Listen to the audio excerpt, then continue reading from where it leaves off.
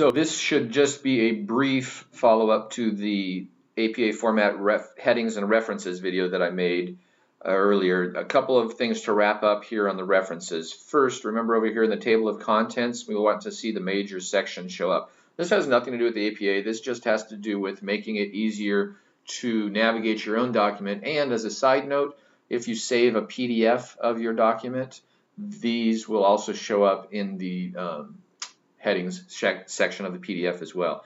So this references title, I'll see clearly I made the references title and I didn't even apply it to the right one. So boom, there's references title. We want that to be a paragraph format, first level outline,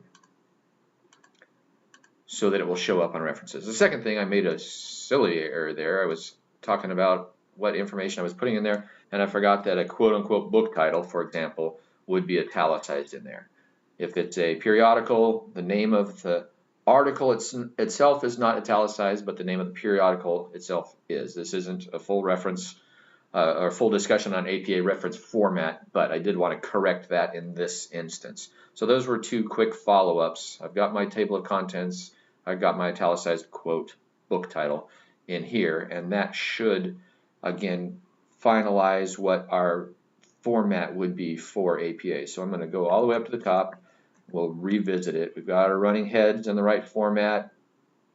Remember, first page has a different running head than the second page. We've got our titles in the correct format, roughly centered vertically on the page. It doesn't have to be exactly.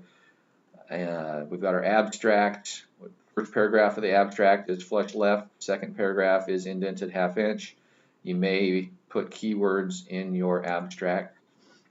Here's the inside title, which is different than a first level heading. The inside title is not bold. First level heading is bold. Oops, first level heading is bold.